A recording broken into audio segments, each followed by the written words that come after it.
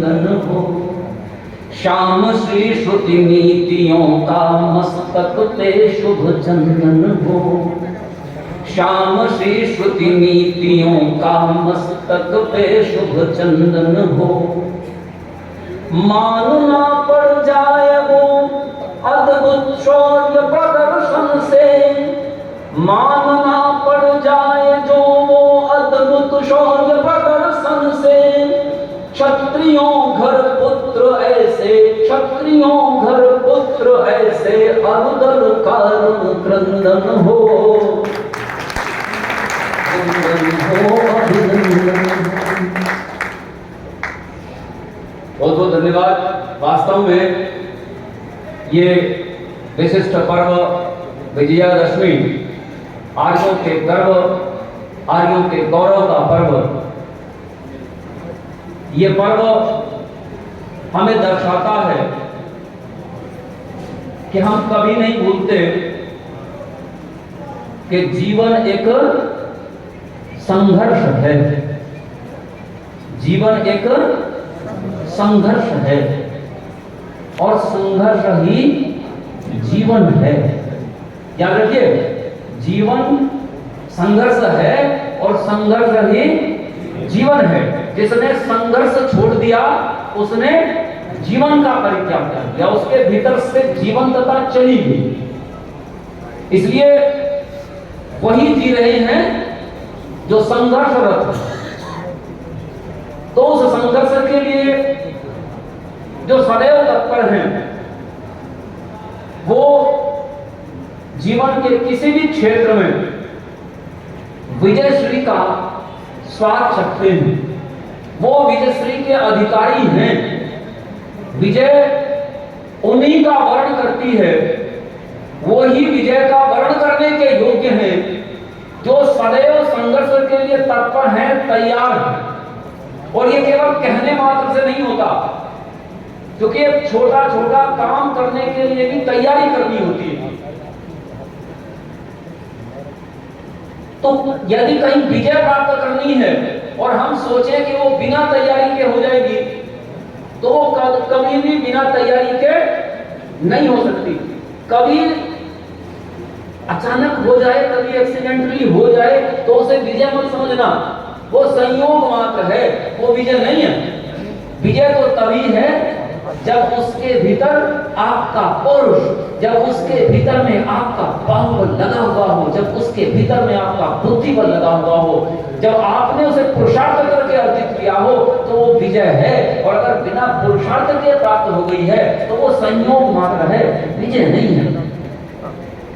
क्षत्रिय नाम आते ही एक बात स्पष्ट रूप से आती है कि जो क्षत्रिय है वो कैसा होगा, कैसा होगा? ये संघर्षशील होगा कि नहीं होगा? वो लड़ने को तैयार होगा कि नहीं होगा? इसलिए तो ऋषि ने कहा है कि युद्धे चाप्य पलायनम, कि वो युद्ध में भी भागने की न सोचे, युद्ध में भागने की उसकी वृत्ति ना हो। वो योजना के अनुसार पीछे हटे तो हटे, लेकिन उसकी वृत्ति ना हो। युद्ध से भागना उसकी वृत्ति नहीं होनी चाहिए। तो ये जो क्षत्रिय है उसका नाम लेते ही संघर्ष मस्तिष्क में आता ही आता है।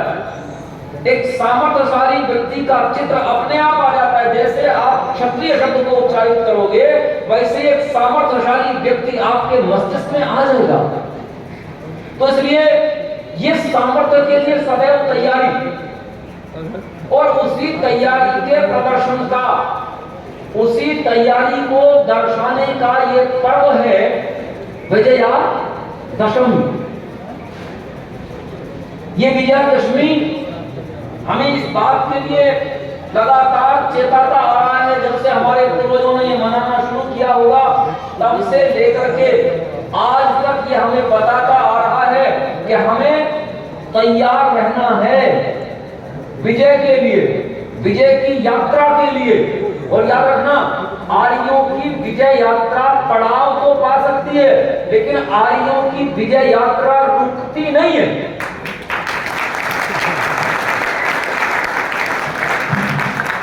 ये याद रखिए, जिनको स्वयं परमपिता परमात्मा से आदेश प्राप्त हो,